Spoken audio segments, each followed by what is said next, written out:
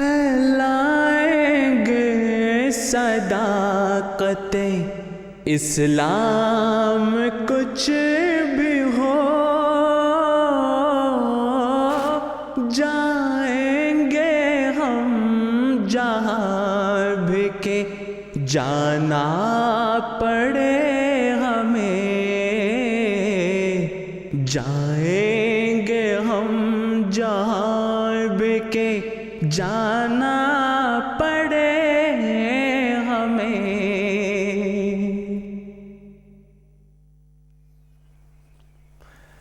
Assalamu alaikum wa rahmatullah, and welcome to another program of Live Beacon of Truth, the program where we discuss contemporary issues, what's happening around the world and the Islamic perspective on it. Today we've got three very interesting articles to discuss. We're going to be talking about the first Islamic bank which was opened in Russia. We're going to be talking about a ban on scarves, on Muslim scarves in France, and we're also going to be talking about article in which a parent was denied the right to circumcise his two sons. Helping our discussion today, we have three panelists in the studios. We'll be joined by two ladies as well on the call. We have Raza Ahmed Saab on the extreme right, who is a missionary here in London. In the center, we have Farhad Ahmed Saab, who is also a missionary currently working in the press and media team, and Qudus Ali Saab, last but not least, who is a professor at Jamiatul Ahmadiyya, the missionary training college of the Ahmadiyya Muslim community. Gentlemen, Jazakallah, thank you very much for joining us. Okay, let's get stuck right in. We have the first piece, which is done by Russia Today, and it was the first Islamic bank which opened in Russia, and the article talks about the concept of Islamic banking as well, where there's no interest paid, and where you can receive an income from investments and business projects. But first off, what is Islamic banking? Why are we saying Islamic banking? Father, Islamic banking is not just a physical thing that we go in like so many other banks we see in the world today, but it's a concept. It's based on the Quran, it's based on the Sunnah of the Holy Prophet sallallahu alaihi wasallam.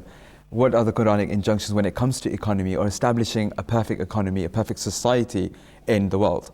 That is based on limiting greed, not to be envious with other people's wealth or resource or any of this sort of commodity. To always be content with what you have. These are the core principles. So we're talking about an ideology right now when it comes to Islamic banking. Exactly. There's no set pattern of an Islamic bank. So whatever this bank is, we don't know if it's Islamic or not, but if they claim to be, then these are the principle or core principles that they should adhere to. And what are those principles? One of the most fundamental principles that Islam mentions is that it's mentioned in the Holy Quran that you should do trade and you should deal in such a way that كَيْ لَا يَكُونَ دُولَةً بَيْنَ أَغْنِيَائِكُمْ, so that the money does not remain circulating amongst the rich within the society. So so that's obviously a prevalent problem right now in the world. Absolutely. I mean, if you look at some of the figures, there was one figure mentioning that the top 1% of the society is actually holding 48% of the world of the wealth that is in the world. So it clearly shows that the current system that is there, which is running the world, it does create a very profound difference between those who are in the top 1% as compared to the other 99%. And that's why you see that so many industries right now, a lot of them are actually aiming their investment, aiming their services towards the rich and the privileged sector. For instance, you go on a cruise. In that cruise, they've started actually now, those people that run these cruises, they've said that we've had to now, because of the amount of people that are asking for this, we've actually had to run luxurious, almost boats within boats. Wow. Or for instance, they say that the gap between the rich and the poor is increasing so much that even on something as simple as providing a lift to go from one place to the other, there's one lift that is available for the rich and the other one where everyone's packed in. So it definitely creates when we have this concept that it's an ideology where they want money moving around amongst people and not being accumulated in one place, then how would the banking system work? For example, we have Islamic bank. How would the whole system work? And also now, if we bring interest in, where does that all lie in? So interest itself, we find that it can be very burdensome on the person who's taking the credit. I mean, today I think majority of the world is enslaved with interest, Right. which shows a very negative side of this banking system. Okay, right? interest. And Okay. and that's Understood. what Islam says, that forget interest and come from these shackles, or take these shackles off of interest, and you realize that there's a banking system or there's an economic system which is far greater. If you take out interest out of the equation, you find that most of the world will become debt free. Yeah. And we're not talking about individual levels, we're talking about national level, international scales as well. If the smaller countries are not indebted Yeah. with so much interest from the superpowers or the Western powers, then automatically, they have a level playing field to start with. And that's something we find in the world which isn't really wanting, or isn't that something is appealing to those people who are already in power. So this interest thing is very important and needs to be discussed further. Okay. Money itself, Father, that's the, you should keep that in mind. Money itself should not grow by itself, right? It's the human capabilities, it's the human effort, it's the human brains behind making that sum of money that you have, making that grow or making that decrease. So money itself, just alone, on its own, sitting around like we have over here, and that's the whole reason and the whole philosophy behind it, that it doesn't circulate within one group and the rest of the society is deprived from that. Because there's so many things that are attached to that piece of money or that sum of money that a lot of people could benefit from. But that's not happening if it's sitting around in one place. And again, with the same time, the effect that it has on the humans, because Islam is a religion for the society, for the moral uplifting of society. If you're having that money and this is growing when I have it in the bank, greed, selfishness, all of these things creep in. Okay, well, is Islamic banking system, is it a welfare state or is it a capitalist state, or the ideology which they're going to use? Oh, it's definitely something which, it's a welfare. I mean, the top people who are wealthy, they're responsible to look after those that are less fortunate. And that's something that it's not just promoted by Islam itself, but we find in the world today that people do that, through philanthropy, through even in the United Kingdom, you call it being a capital state. Of course it is, but it's also a welfare state. It does look after those that are less privileged. You have the NHS, for example, the benefit system. All these things go in hand to hand. This is something which Islam really promotes, and we can say that certain factors in society today are Islamic, and we really appreciate those factors as well. Absolutely. I think Qudus is absolutely right that Islam gives some fundamental teachings with regards to how to deal with the money that you've got, how to deal with certain things. For instance, interest. It says abolish interest. Why abolish interest? Well, I mean, we've already highlighted that. Look, what happens in interest, as Raza mentioned, is that you've got money and you hoard it for a long period of time, and as you hoard it, the money automatically increases. Now, what that does is that, on the other hand, you take loan. On that loan, you have to pay back more than you've taken. Okay, fine. So if in Islamic banking system someone wants to borrow money, what would they do? I mean, in Islam, what the Holy Quran actually says is that you should move towards a charitable system of economy. Right. Now, finishing off with just with regards to interest, what interest does is that it actually leads towards a sort of an enslavement where the other person is left on his own to pay back whatever he's taken, regardless of what his situation is. You don't take into account what his situation is. It's his job to give it back, and if he does not, he will start losing whatever he's had. But whereas Islam teaches that you should be shared. You should share the burden that the other person you're lending to, whatever he's losing. The bank that's given the loan should actually take their position into account, and it also one of the just moving further. If, for example, right now someone is receiving interest, which they are here in the West, what should they do with that interest? Well, as far as the guidelines given by the Jamaat is that money can be spent for the publication of Islam. For example, printing and distribution of the Holy Quran, or any literature for that matter that is used for Tabligh of Islam. Musa, if you'd like to come in? Yeah, just picking up from interest again, Fateh, which is very pertinent to the topic.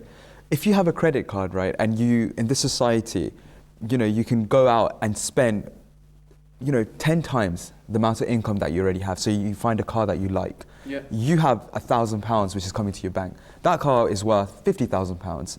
You can get it for £250 a month. Right? Overnight, right? And automatically, you think that that's it. I've done better in society. But you've been enslaved by that car or that company that's giving you that credit for eternity in essence. And this is something because that that option is available for you. And what happens is that you never try to be content with what you have.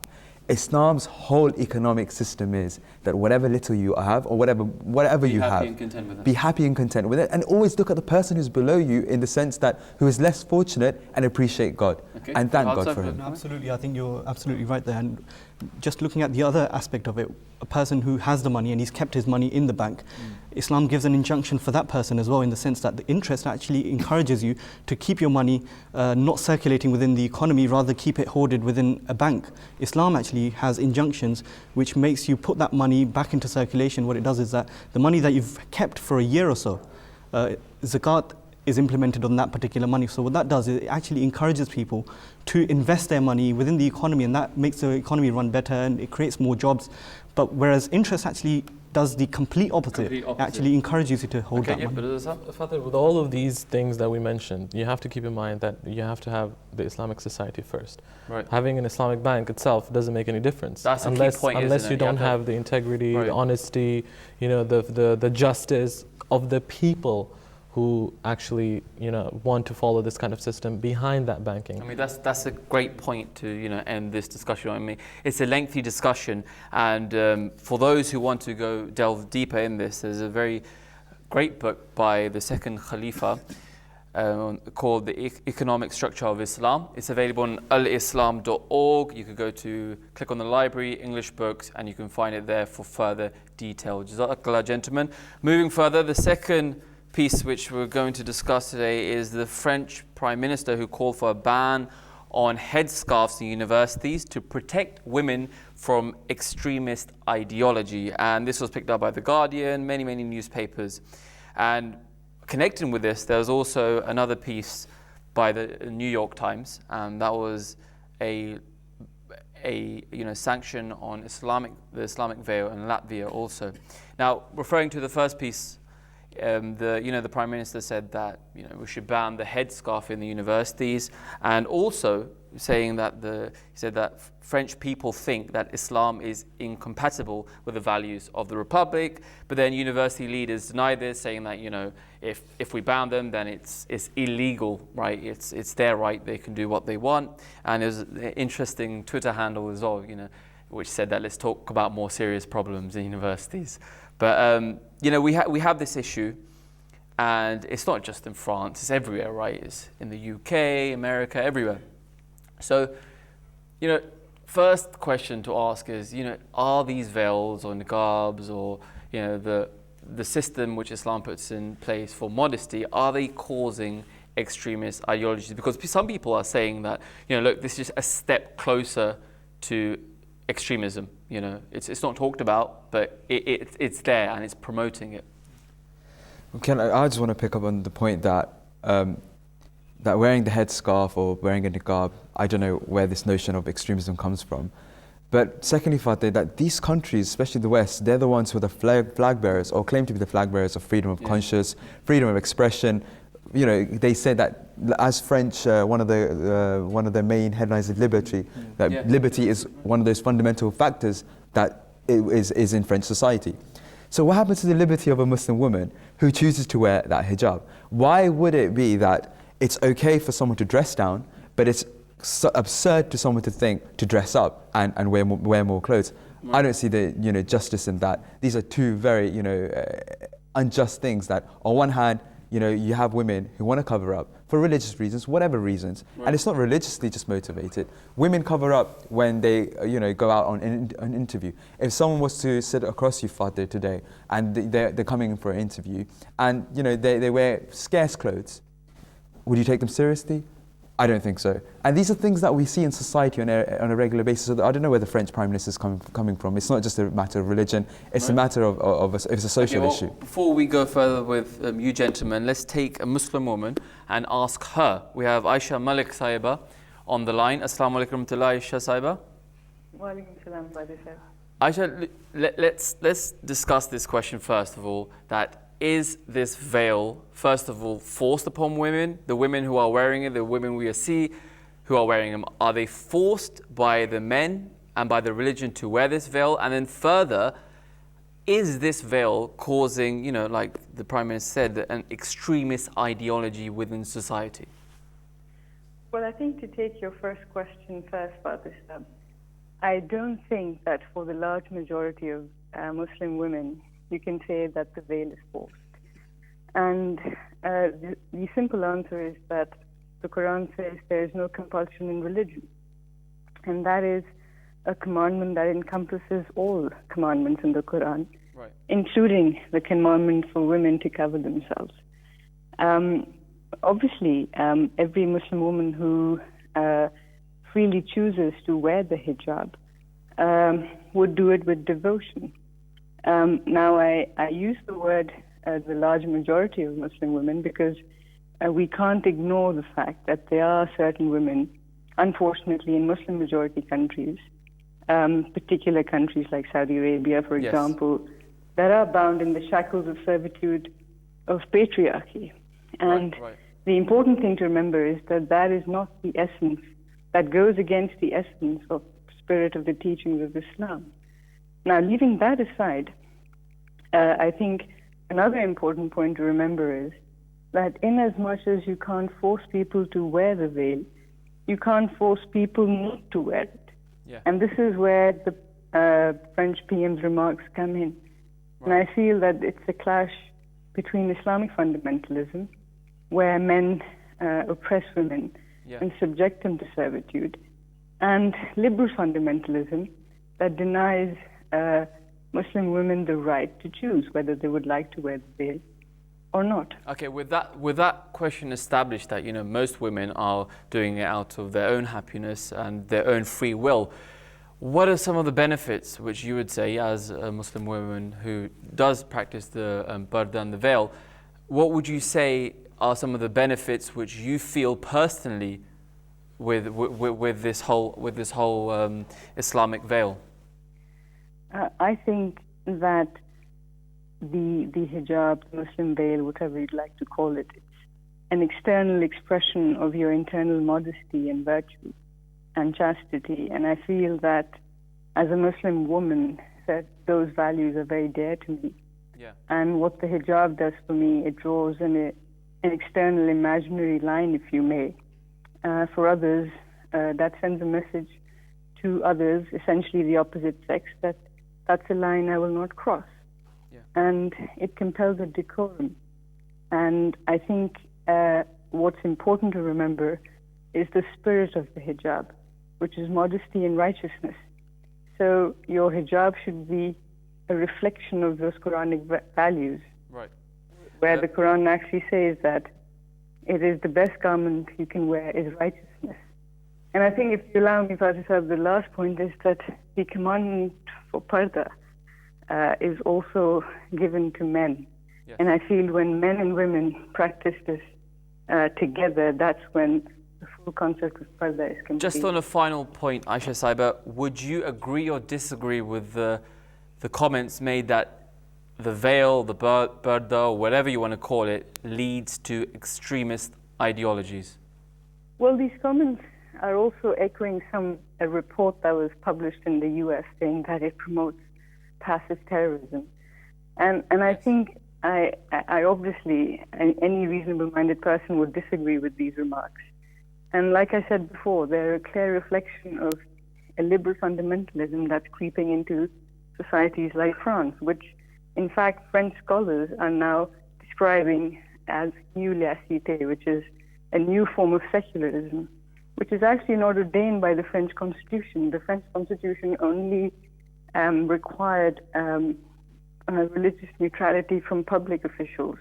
And now what's happening since 2004 in France is that this is being extended to private individuals, which is going against actually creating a socially cohesive society. Aisha Malik Saiba, thank you, Jazakallah, very much for coming on the show and expressing your views and the views of Muslim women about, the parda, the hijab, the veil. Gentlemen, let's go further with, the benefits. Aisha Sahiba talked about some of the benefits which she felt personally as well. Islamically speaking, where does the whole ideology of the parda, the hijab come from? What are the benefits? What's the purpose?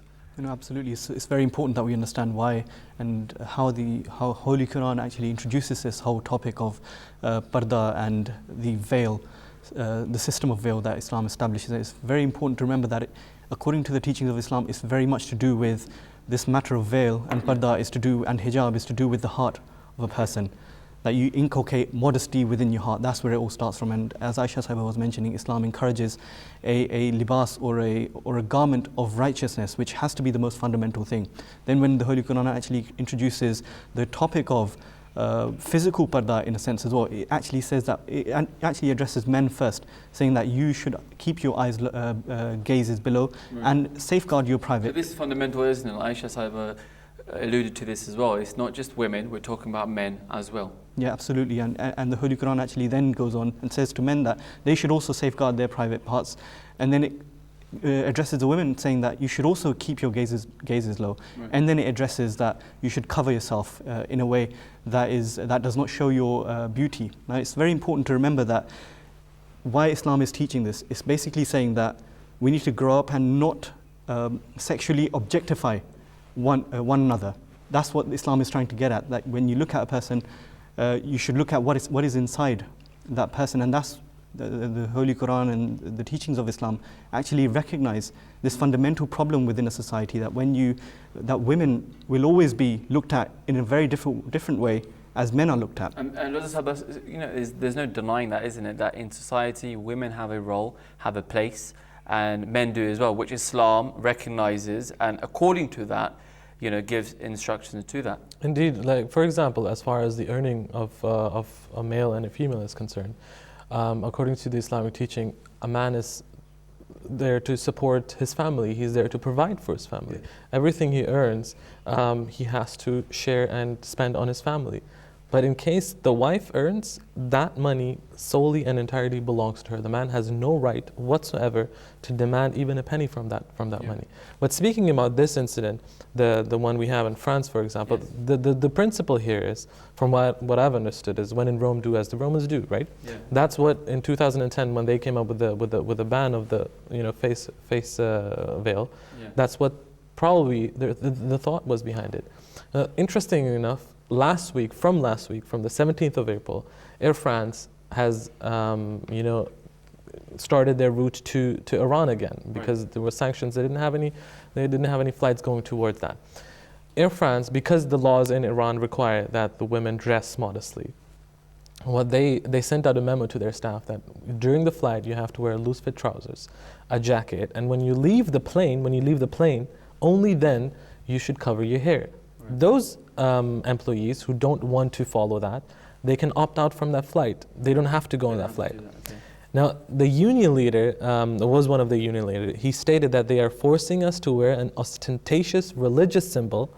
We have to let the girls choose what they want to wear. Right. Now, suddenly, this is not the case anymore when Rome do as the Romans do. Of course. So you have to think about what is it exactly that you're getting at. Right. Like, I've spoken to ladies in France specifically, who said when this ban in 2010 was put in place, it made them feel really, really uncomfortable. Yeah. Like they took it off because it was the law, and you have to abide by the law of the land. Okay. But the way it made them feel was not the way anybody should feel. Of course. What about this extremist? It is an extremist ideology or thinking that even for example at border checks, identification cards, or even sometimes in schools where you're required to take off, just show your face, just for identification purposes. What about those people who say, no, we're not going to do that, Islam doesn't teach that?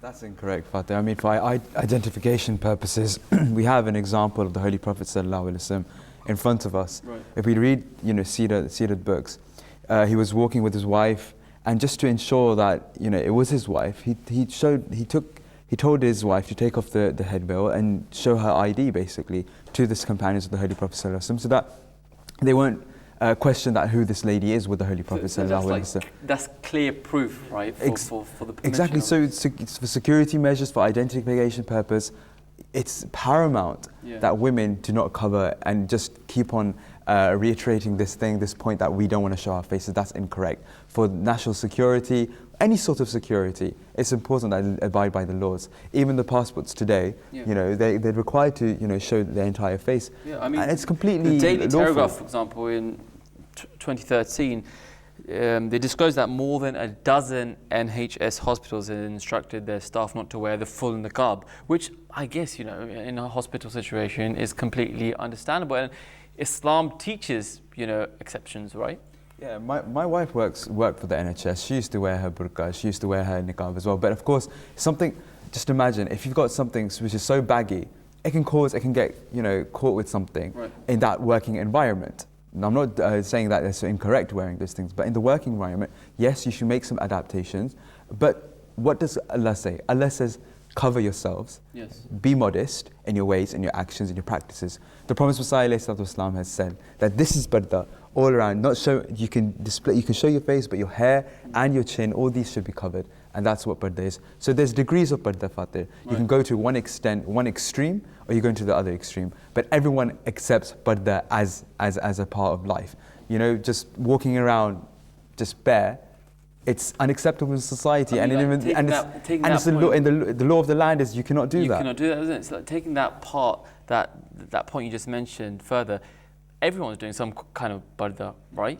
So everyone's you know has a level of modesty which they adhere to, even non-Muslims. Absolutely. Any sort of a clothing, you're actually covering yourself. That's what the fundamental purpose of clothing is. Whether a person or a lady is covering her hair, Yeah. that's her level of her covering herself. Another lady might not choose to do that much of a covering, but she is nevertheless covering part of her. So if the issue is to do with covering yourself, then that's an issue that actually addresses every single person. And even like we were speaking about this, that in the UK and in the Western society, we find it so many times that when it comes the winter time, everybody starts wearing long coats. Women Covering their faces whilst Yeah, walking to work in the absolutely, morning. absolutely. Women cover their hair. I mean, recently we've seen, even in the olden days, women even in the UK used to cover themselves. So it seems that when there is a certain number of people who may not be Muslims, when they're doing the exact same thing, It's completely fine. is treated in a very different manner. Yeah, but when it's somebody who's a Muslim and is doing it for a particular purpose, then they seem to be the judges on whether you can do that or not.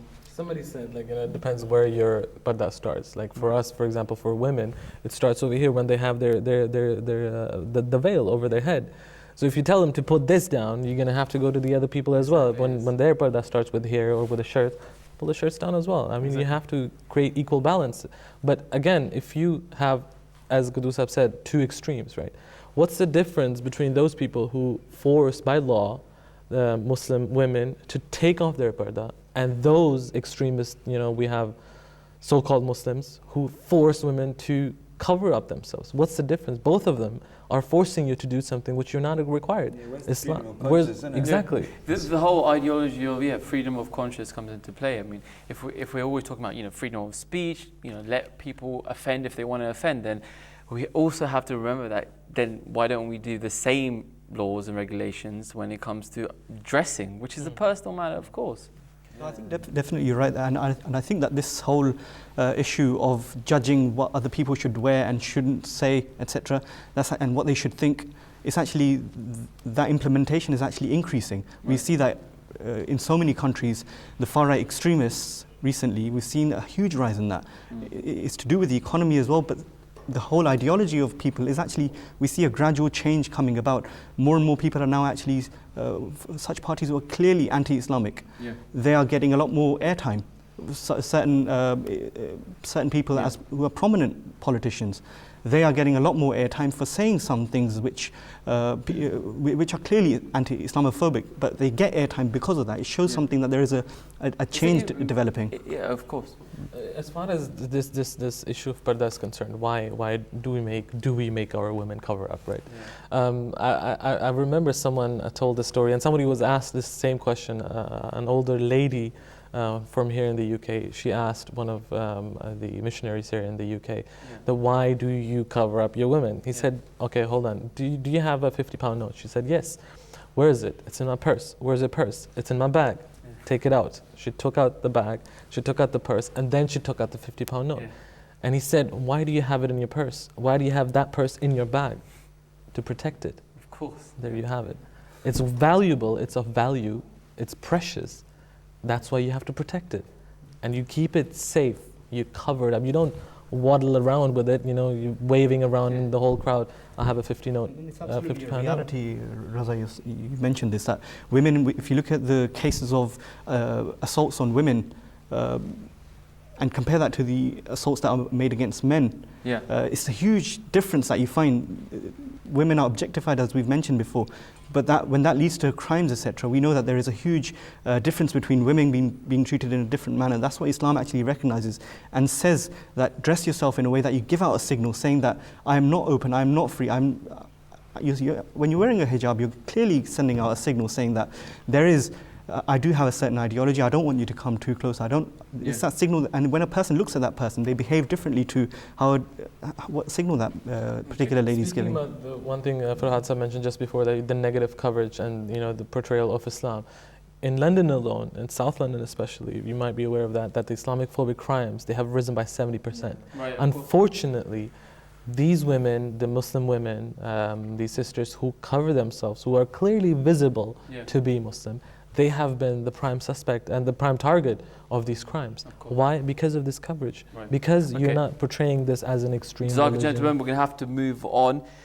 We have 15 minutes left of the program. We're going to go into our third and final story, and that's about a Muslim man who was not allowed to circumcise his two sons without their permission, which the High Court judged, and they said that when they're older, if they want to stay Muslims, they can have themselves circumcised. We'll talk about the story and the detail of the story in a bit, but before we go any further, we have Professor Amatul Razak Sahiba on the line with us, who will ask her about some of the benefits of circumcision, which is a practice in Islam and also Judaism as well. Assalamu alaikum warahmatullah. Amatul Razak Sahiba.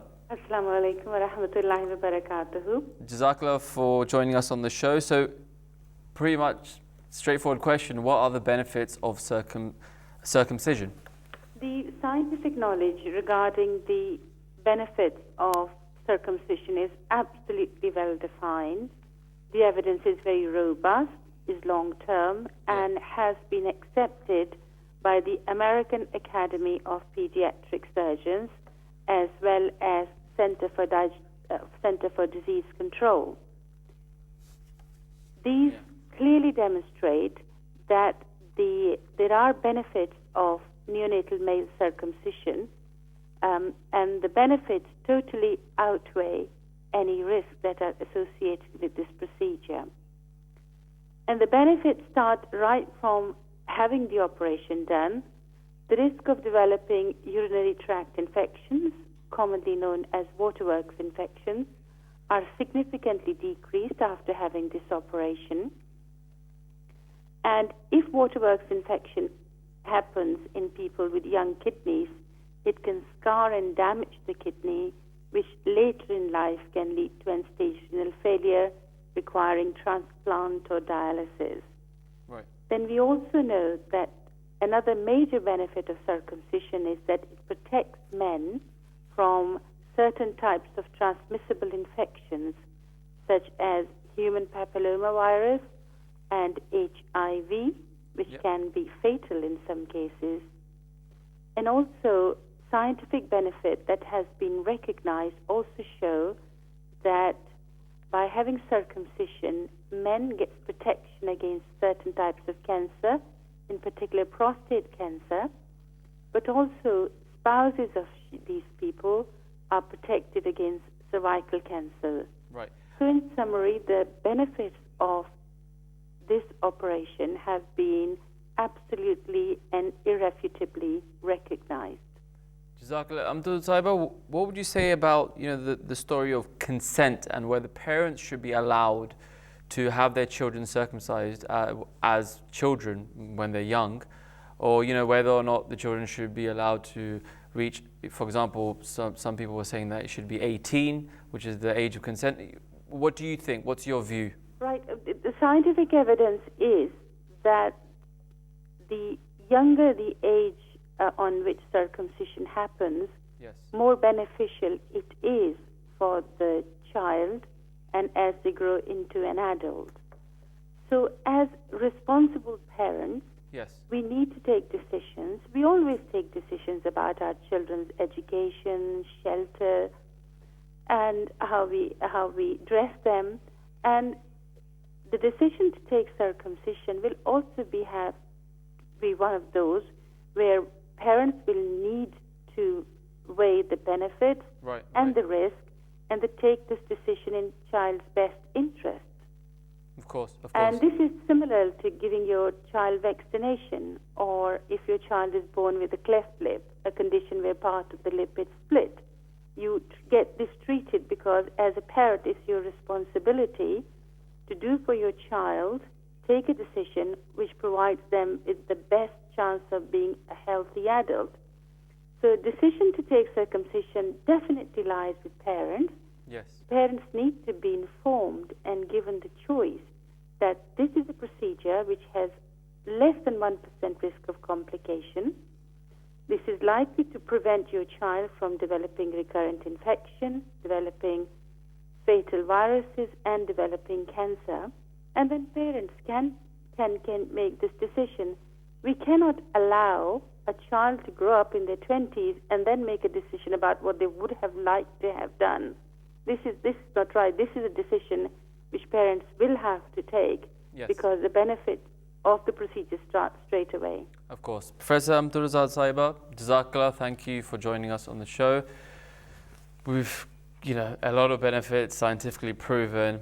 That's all well and good, established as well. But let's quickly rewind. Where does this whole idea of circumcision start in Islam? And first of all, why don't we talk about an actual case here? So it's parents divorced, husband who is a Muslim says that he should have the children circumcised. Mother says no, they should grow older and decide for themselves. What's the take on this, gentleman?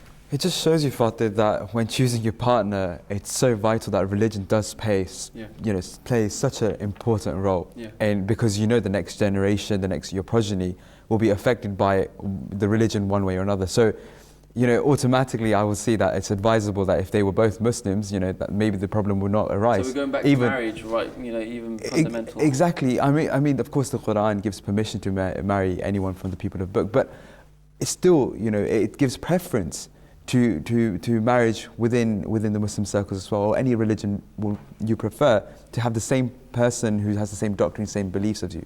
Having said all this, so it's very vital that we keep that notion in mind as well. Circumcision itself, like Professor Carmichael said, it's scientifically it's proven. Yep. And the younger the better, as she said. But the point she was making that the parents make certain decisions for their children, for their benefit, when they're young. That's seen in everyday life. She talked about vaccination, talked about education, she talked about shelter. I mean, this is something that we can all, agree to, that if our parents had not made certain decisions for us, we might not even be here today. We could have been out, doing other stuff and maybe we might not even be sitting here in this world and might have passed on. So they make certain decisions for our benefit. And I think this is one of those decisions, circumcision, because it's so beneficial. I think that's why the Muslims carry on with this practice. We'll continue this discussion. Well, let's take a caller on the line right now. Assalamu alaikum. I think it's a comment we have. Assalamu alaikum warahmatullah. Okay, we'll come back to the comment later. So, going further with this topic of circumcision, where do we find it in the Holy Quran or Islamic teachings? I mean, this is a practice of the Holy Prophet Muhammad sallallahu alaihi wasallam, and initially we find that it's a tradition that was started by during the time of Hazrat Abraham alayhi salam, the Prophet Abraham, who was commanded by God Almighty and was enjoying this, and this is something that has passed on, and we find this in the traditions of Judaism. We find it, Christianity obviously gradually left this aside, and they said because of so many reasons that we can discuss later, but they essentially didn't wasn't a requirement anymore that a person should circumcise. And then obviously later on, because the Holy Prophet ﷺ, peace be upon him, was from the progeny of Prophet Ismail, right. And it carried on in Islam. The Holy Prophet ﷺ practiced it. Carried this practice Yep. on. Okay, well, I think we have the caller online. Assalamu alaikum warahmatullah. Walaikum. Yes, go ahead. What would you like to say, sir? Just going back to the first topic that you were discussing, which was the Islamic banking issue. Right, yeah. Just wanted to say, with regards to that, the Islamic concept of an interest-free banking system is something that has not only been, practiced in the Roman Empire. This interest-free economic system. It was also it was also practiced in the Islamic Empire, obviously. And then later on, it's a little-known fact that during the Great Depression in Europe, there was a town called Wargl in Austria where they practiced an interest-free financial system. So it's not only the interest-free banking system that we're talking about; it's an interest-free economy that we really are interested in here, and that's one way in which we can reform, Western European economies and the socio-political, socio-economic, system. I just wanted your comments on that. Thank you. Yep, Jazakallah. We can go on the comments further in a later show. Jazakallah for your comment on that. Some very interesting, pieces of information right there. We have only a few minutes left. Let's talk about FGM. There's an article up. It was in The Guardian, I believe, where they talked about, Muslim women as well getting FGM, female genital mutilation. What's the take on Islam? Islam has no room for FGM, Fatir. I mean, It's got no room, but there's many Muslim countries. For example, in Egypt, some stats say it's 87% of women have FGM done. Again, you can say... And not just in Egypt, all across Africa as well. Exactly, there you have it. That's the answer. It's an African problem. It's not a Muslim country, it's not a Muslim issue, it's not a Muslim problem.